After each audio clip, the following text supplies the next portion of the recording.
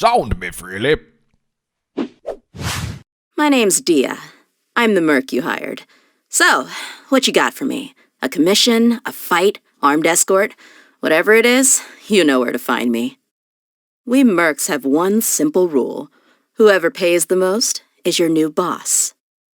The desert's a tough adversary, but at least it doesn't hide anything. What you see is what you get, and whether you take on the challenge is entirely up to you. My people are used to the desert life, but still, I hope that one day they'll be able to find an oasis of their own and leave the sandstorms behind for a better life. According to some of the older Eremites, it does actually rain in the desert on occasion, and when it does, it's always a lot heavier than this. Man, this thunder is loud. They won't hear us coming. Or vice versa. Are you kidding me? This is even colder than the nights in the desert. Sun's out, guns out. Just sucks that I got so much work to do. Wind's picking up. Let's play it safe and pitch camp downwind of our target. Stay close. No going off on your own.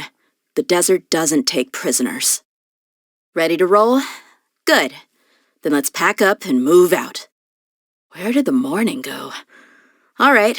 As soon as I see a good spot, I'll set up the stove and cook us some lunch. You're still working at this hour? Ugh, and I thought we mercs had it tough. It's late. Go get some rest. I'll take the night watch.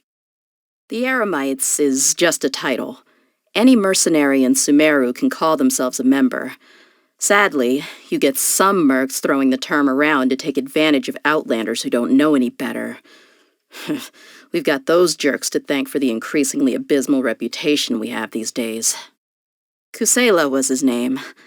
As a merc, he had a slapdash way of working, and a whole lot of bravado. But he also saved me from the desert, and did whatever he could to pass on to me everything he had. Without him, I wouldn't be who I am today. Your recent feats have been doing the rounds, you know. In my brigade alone, a lot of people have been talking about the things you've achieved.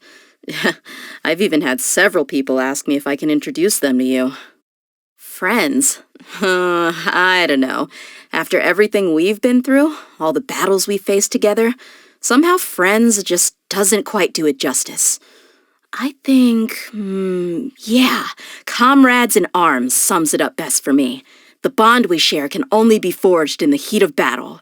It's one of the most unbreakable bonds there is. How's my life changed since getting my vision? Well, obviously it gives me an extra edge in battle. But honestly, the biggest thing for me is that it's helped me bring a few more mercs into the Blazing Beasts. You know Ajilenak nuts, right? I used to go crazy for them as a kid. But my dad was the worst at shelling them. He'd just hack them to pieces with his knife, leaving a bunch of inedible mush behind. In the end, he'd salvage what he could by scraping pieces of the flesh off the shell, then mixing it with some milk and calling it porridge. I do miss the taste of that porridge sometimes. And I miss that old nutcracker, too. A lot of people see the red vulture as an omen of death and disaster, because it feeds on the carcasses of the dead. But the way it soars high above the desert, I've always seen it as a symbol of the tenacity of life. I wonder what the great red sand looks like from all the way up there. The one that got away. I came this close to doing a job for that guy. A contact put us in touch. I was supposed to be his guide through the desert for some kind of investigation. But then it got canceled out of the blue. No idea why. Wait, actually, I think there was something about him not being good with the heat. I'm not sure, but it could have been that. You know, I always thought the Academia's worst were just a bunch of greedy dogs, each fighting for their slice of the pie. Nope. Turns out they were a vicious pack of wolves who betrayed the whole nation. If you want my opinion, Lesser Lord Kusanali was too good to them. Those animals didn't deserve her mercy. She should have broken every single bone in their bodies. Instead, they got a nice little vacation in the rainforest. To say they got off lightly is just putting it mildly. Candace. I love her to bits. But she can be as stubborn as a sumpter beast sometimes. I keep telling her she ought to cut herself some slack, take some time off, maybe go take a walk around Sumeru City, buy herself some nice new clothes or jewelry. But she always says the same old thing. She can't bear to leave the village unprotected. I don't know how many times she's turned me down now. If I really can't persuade her, I guess I'll just have to watch the village for her sometime and get one of my Eremite girls to take her shopping. He offered me a position in the academia once. I declined. Working in a place like that would bore me to death. He, on the other hand, is exactly the kind of person I can imagine working there. Always talking in long, convoluted sentences and in that snooty tone. The General Mahamatra? Doesn't suffer fools gladly, and certainly doesn't beat around the bush. Having seen the way he works, he gets a thumbs up from me. Now that the whole saga with the academia is over, I guess she can finally dance as much as she wants. She offered me some of her face powder last time I saw her, but I didn't have the time to go fetch it. So I told her to give it to Candace instead. I wonder how she's liking it. I need to go check sometime. Ah, the famous merchant. I've heard that her prices aren't cheap, but is it true that she can get a hold of anything you want? Then I should start talking to her, 'cause some of the supplies we mercs need are impossible to get anywhere else on the market, no matter what you're willing to pay. The sleepy girl. Yeah, I think I remember her. I ran into her once at an oasis on the outskirts of the desert.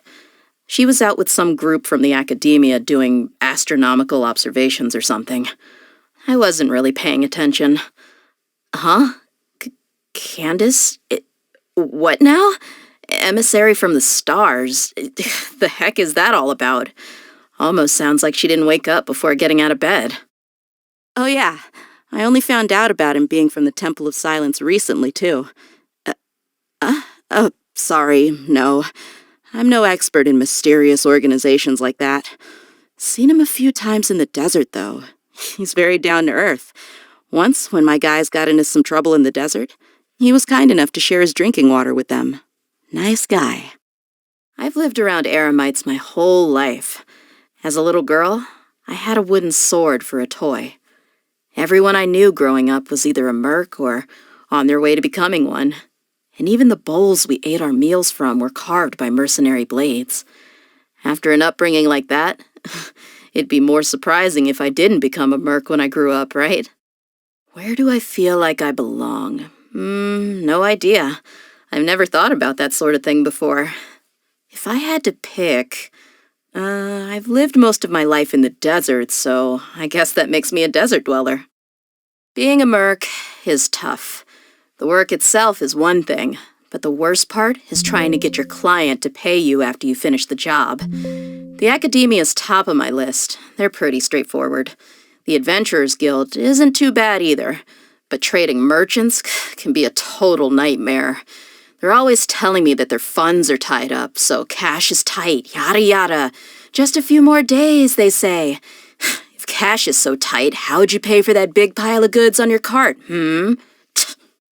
The academia have taken a kinder view of us since everything that went down. I heard that they even released a ton of new regulations to support the desert folk. It'd take me till the end of time to read and understand all that documentation. I just hope from now on, the Wall of Samiel will only mark the place where sandstorms end, rather than my folks' hopes and dreams. Most mercs are looking to make their fortune and leave their mark. They take on the hardest jobs they can find, hoping to earn as much mora and prestige as possible. Some are lucky enough to survive and become legends, while others disappear into the desert before anyone's learned their name. I don't have any grand aspirations, though. I just want to keep the people I care about safe, so they can live their lives in peace. Of course, I won't complain if I can make some extra mora along the way. I love my makeup box. Sometimes I take it out and reorganize it when I have the time. I keep all my powders and brushes in here, paid top mora for all of it. Just look at this texture. Isn't it just perfectly smooth?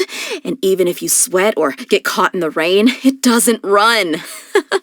You get what you pay for. Some clients are behind on their payments again, and a few of the guys got themselves into trouble during their last job. I'm not the boss, but somehow everything ends up being my problem. Candied Agelenok nuts. No contest. Easy to take on the road, and of course, delicious.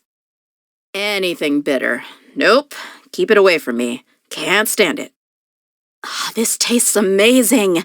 I'd better not have any more, or I'll never be able to go back to my usual rations. Not bad.